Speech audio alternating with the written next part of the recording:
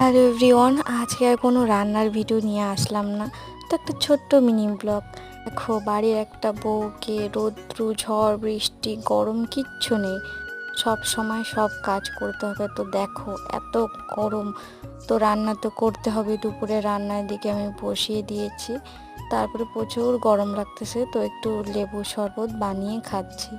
তো তোমাদের জন্য অনেক কষ্ট করে আমি রেসিপিগুলো বানিয়ে শেয়ার করি, আর সব ভিডিও সব আমি একাই সব কিছু করি।